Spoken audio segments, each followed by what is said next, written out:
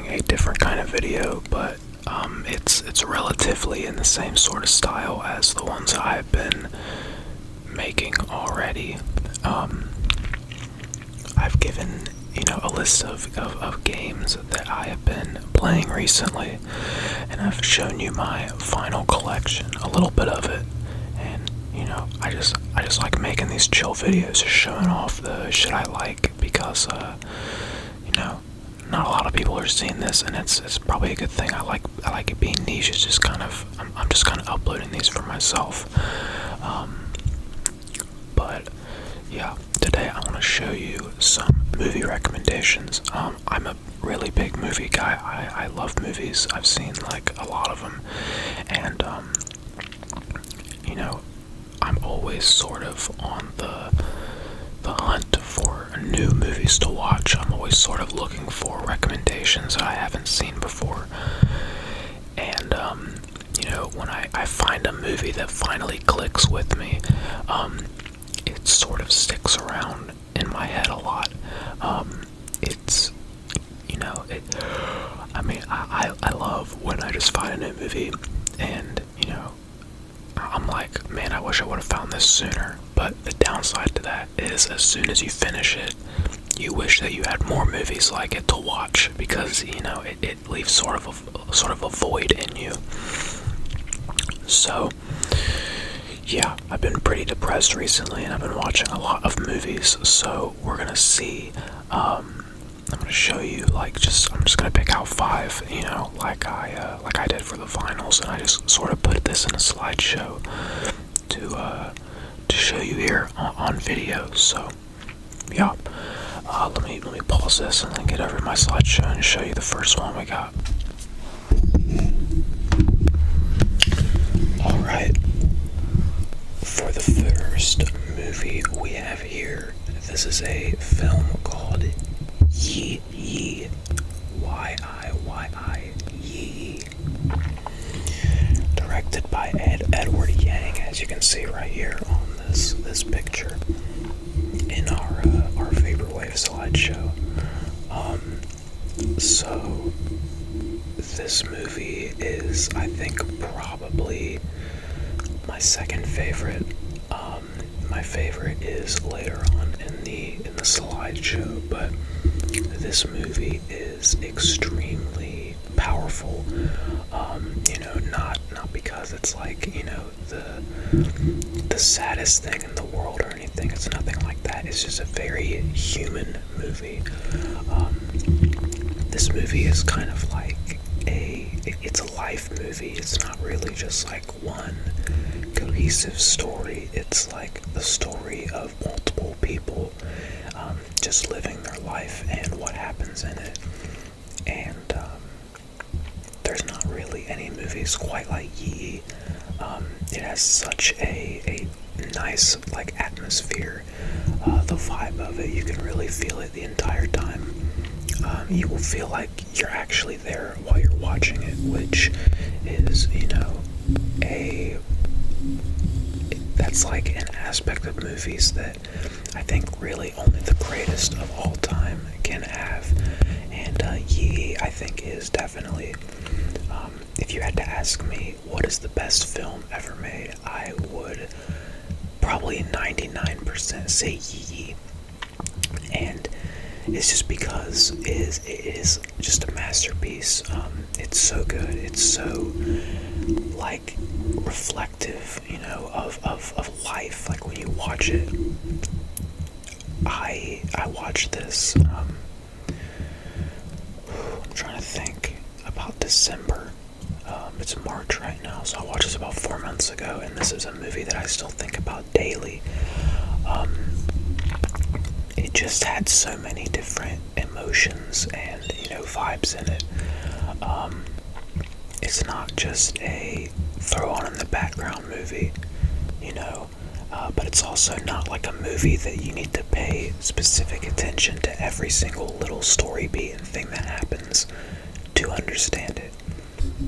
It's just, I think the beauty of this movie is, watching these people live and sort of trying to identify yourself with where they're at, and trying to like just really soak in the atmosphere this movie has. It's just like it's unmatched. But you know, like I really, even though that this movie is sort of just like a life movie, it doesn't really have like this big elaborate story or anything. I found myself identifying with, you know, the father and even the girl in the movie, and of course, I mean, the son as well, the youngest little son.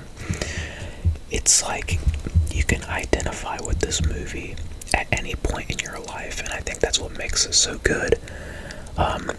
You know, because you have the little boy character who is, you know, everyone's felt that way when you're a little kid. It's like the world is like endless, and you know, it's exciting and it's new. It's something like that you're creative about. You have all that imagination and everything, and then as you get older, it slowly fades away, and you just kind of become a husk, a sad person. No one is entirely happy, you know, all the time, obviously.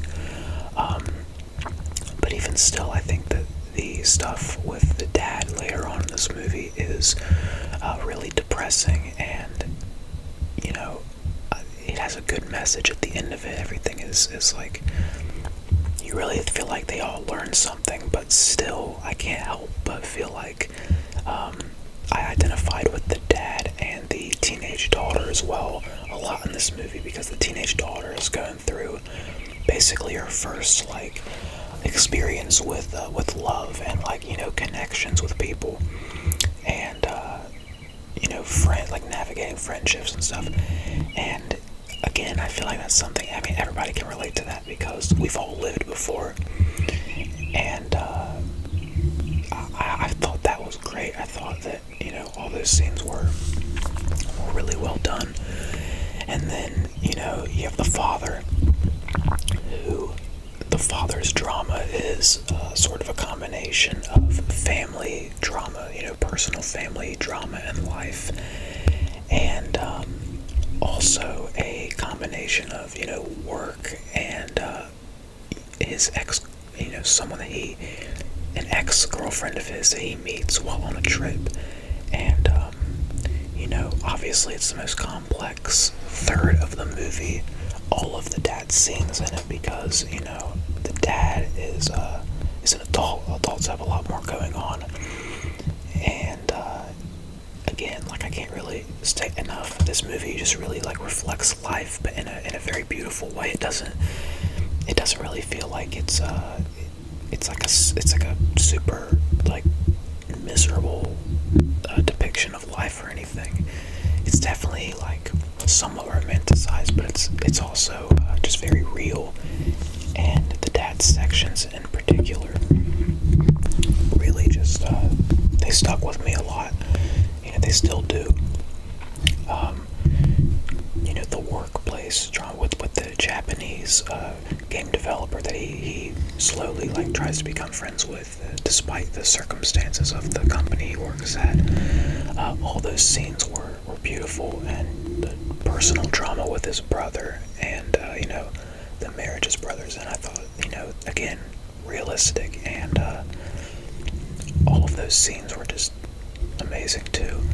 Raising his kids, obviously, and then the part that really hit me and just really stuck with me long after I watched this is all of the really sad reflections on like this girl that he used to date, and he sort of admits that he's only really he only really stayed with his wife and never tried to find her because he just didn't know where she was, and he was never truly happy. And yeah, it's just and by the way, none of this is really a spoiler, because if you get spoiled over this movie, you're kind of a pussy. You kind of don't get it. This isn't really a movie that can be spoiled, because it's all about the experience, you know. It's all about watching it and absorbing yourself into it, and sort of just being immersed. So yeah, I would say that Yi is probably the best movie ever made out of the ones I've seen. I've seen a lot of fucking movies. Yi is probably the best one, which is not, you know, that is That's saying a lot. It's not my personal favorite, it's probably my second favorite, but I do think that it is the most technically impressive. I think it's the one that will resonate the most with everybody. But yeah, Yi is a amazing movie. I really wish I could watch it for the first time again. And yeah, amazing movie. So we're gonna go on to the next one here. Alright, the next one we have is The Sadness. The Sadness is a Taiwanese horror movie, I suppose. It's a slasher, kind of. It's a zombie movie, and normally I would watch these and be sort of not really into it. I don't really consider myself a fan of the zombie genre. Not that they're all horrible. 28 Days Later is okay. But I've never really been able to fully immerse myself in one of these movies and be actually kind of feel it as you're watching it. None of them have ever been super intense or memorable or really just cool. This one though, this is a banger. This movie is so good. It feels like from the first when the first thing happens in roughly the first 10-15 minutes of the movie, from that point to the very end of the movie, there's not a single slow moment. This movie is constantly fast-paced, constantly just brutal, just assaulting you with fucking everything. It's so good. It's so, oh my god, I'm just thinking about it. It's such a, it shouldn't really be a fun movie because of how fucking, intense and disturbing it is, but it's just so enjoyable to watch. It's so intense. It is so intense. I love it. This is probably one of the most intense movies that I've ever seen. Probably in my top 3. But it's not super disturbing because of just how over the top it is. I think it's really cool. I think it's just a really nice movie. There's only really one or two movies that I think are genuinely disturbing and intense. I think one of them's on this list. Yeah, I'll show it to you later. But man, this movie's badass. It's just non-stop, really fucked up shit happens throughout this movie. It's you just get assaulted with seeing that. The entire film is relentless. Oh my god. And dude, the scenery in the movie, the actual gore, the special effects, or not even special, most of them are practical effects. Just the brutality, if this movie really sticks with you, it's so great. Man, yeah, this is definitely one that I still think about a lot. Man, what a fucking banger of a movie. If you haven't seen this and you're into really hyper intense hardcore horror movies, you should definitely watch this because it's probably the best one I've seen. Yeah, The Sadness, amazing film. I'm not going to tell you much about what happens because I feel like this movie would be amazing if you just go into it blind. Go into it, don't expect anything. But yeah, what a banger. The next film we have here is all about Lily Chocho. This is another one that I watched a while ago. I watched this movie a long time ago. And it's one of those, again, where I feel like I think about it every day. It is, style-wise, I think this film has one of the best styles of any movie that I've seen. It's a very, sort of like Y2K aesthetic a little bit. There's really not any films I've seen with with an aesthetic quite like this movie. The music is, again, I mean, they made an entire soundtrack album for this movie that was, basically by a fake singer. And, the music is so good. The film itself is kind of hard to digest when you first watch it, and I've rewatched this movie a few times since I initially saw it, and I feel like each time I can appreciate it a little bit more. This is another sort of life movie. It's not as, complex or like as large scale as Yi is. This is more of like a film about, like, adolescence and loneliness, kind of.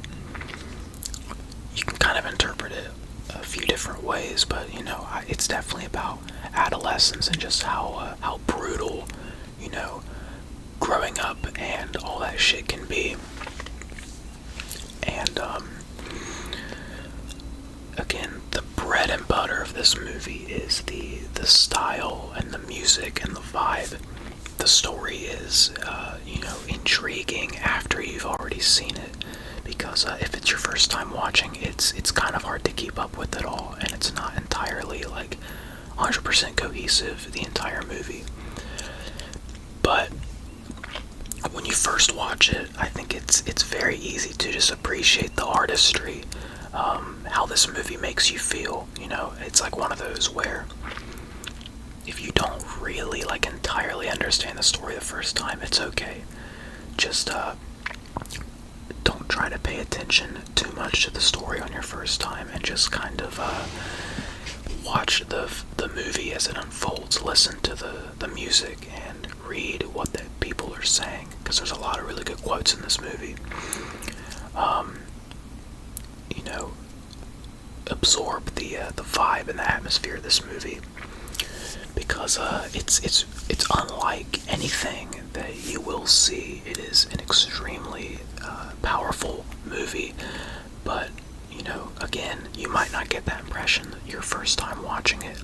It's definitely a movie that will grow on you the more you watch it. And when I watched this movie, I thought it was great, but I wasn't entirely sold on it until I rewatched it, and the story made a bit more sense to me. I could piece things together, and this is a immaculate movie. It's just so, like, stylish, and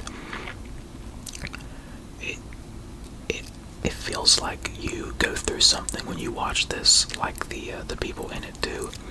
Like, you come out of it and you're just, like, not the same person. That's kind of how this feels. And there's another movie on here, the last one that we'll get to, that is the perfect description of that. So yeah, all about Lily Chocho. I think it's a, like, near perfect movie after rewatching it, but it is hard to digest your first time. But yeah, really, like, amazing. If you want to know what I'm talking about, just watch the movie. It is it's definitely an experience for sure. Alright, the next film we have here is a movie that I recently watched a few nights ago. And I guess I would compare this to The Sadness a little bit. If you like that sort of, like, hyper intense vibe, this movie is very intense. This is called Mads, M-A-D-S, Mads. And since I watched it a few days ago, I'm still trying to entirely process it, because this movie is basically just made to be like a bad trip, a fever dream that you can't entirely comprehend. It is so fast-paced. It's all done in one shot. It's like an hour and a half, and all of it is done in one shot. And it's basically, I guess the broad stroke plot is this guy gets some drugs from his dealer. It's like powder, they snort it like cocaine, but it's like some sort of, it looks like copper or like, some like weird like metal. And they snort it, and there's 3 people that take the drugs. All of them, the movie goes through each of their perspective, kind of, and all of them have like the most like historic bad trip you can imagine.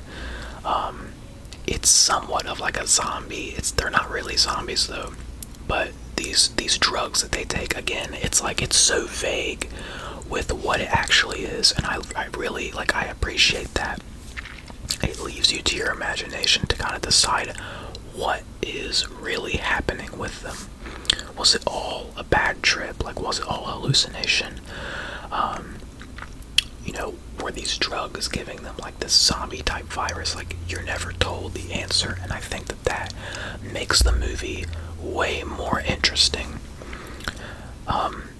Because it is such a well-made movie. I can't get over how well-made this movie is for one shot. I mean, it is just constantly, there's not a single dip in quality the entire movie.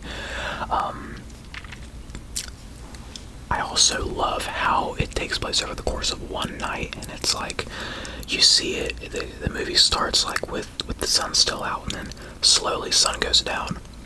Night comes, it gets more and more intense, and you start to see more of what happens, and you sort of can piece it together a little bit, but again, you're not explicitly told what is entirely happening. You're never given the backstory for any of this, and I think that is awesome. I think it's brilliant. This movie is just so intense. This movie is like non-stop, full throttle, and it's so good. I loved this movie. Another movie that you can kind of put yourself in, because it is one shot and you can kind of feel where everything is. You will get like a layout of the map that this movie takes place in if you watch it, just because it's so seamless. And yeah, great movie. Really, like, not a super well-known movie, which I'm kind of shocked because of how good it is. So if you're interested in that sort of intense, horror type movie, again, watch The Sadness and watch Mads, because this movie's great. Alright, we have made it to my favorite movie of all time, Enter the Void. This is more of a popular one in like the movie like sphere. I've watched this 100 times. I watched it when I had friends over, and they were sort of invested in it. I watched it by myself about 4 or 5 years ago. Just like in the summer, like one night. I watch this any chance I get, because every time I watch it, I appreciate it more. It's like Lily Chocho in that way. But this movie is fucking insane. This is the most intense movie that I've seen, and I don't really think that it's a competition, because it is so personal now at this point to me. I've seen this movie so many times. I feel like I have lived in it. I feel like the things that happen in this movie, when you watch it in its entirety, when you actually sit down and you watch Enter the Void, you feel like all of it is happening to you. It is just so good. I can't tell you how good this movie is enough. The style is, this style is like right up my alley. It's super like disgustingly neon. It is so like, it's also very like, it reflects on this person's life after they die, and the things they've done, things they've said, the relationships they've had, since the movie is sort of like, all of it flashes before his eyes, and he's sort of this wandering soul traveling around the earth after he dies. Since it's all like that, it really does make you feel like you have died with him, and you're just like seeing this man's entire life in like a like going like flashing before his eyes. This movie holds no punches. It is so visceral and intense. I mean, you watch this movie and it feels almost like scarring if you can like fully immerse yourself in it. It is so intense and it is so good. It's so well made. Gaspar Noé is my favorite director, which is going to be a hot take, but I really enjoy his style of super intense, unforgettable movies. I mean, Irreversible, Climax, Vortex, I Stand Alone, Enter the Void, obviously. All of these movies I think are great. I think that he is just like a really good director when it comes to making movies you can immerse yourself in and sort of feel like the dread and intensity in it. And this movie has the most like palpable vibe and like atmosphere out of any movie, period. I have a poster of Enter the Void right here on my wall. I have it on Blu-ray. I have, I will speak about this movie until I'm dead. It is that good. It is like, I seriously this is the movie, the one movie, and I said Yee as well, and I mean it about Yee because I do think about that movie every day. But I watched this movie like 4 or 5 years ago at this point, and every single day I always think about this movie. It is unmissable. Every single day there's at least one moment where I think about Enter the Void. Yeah, it is. It's this movie is like perfectly represents me. I feel like my fear of death, my sort of unhappiness with life, and how I think I'm gonna look back on it all after I'm gone. The neon, like super heavy neon city, the really like artistic auteur sort of like camera work, the music, there's a frame from Enter the Void that is, if you look at my YouTube profile picture, it's actually from this movie. This movie is so good. I really can't recommend it enough. This is easily my favorite movie of all time, and what's weird is when I first watched it, I didn't even like it because I thought, I was like, okay, that was a little too much. And you let it sit with you.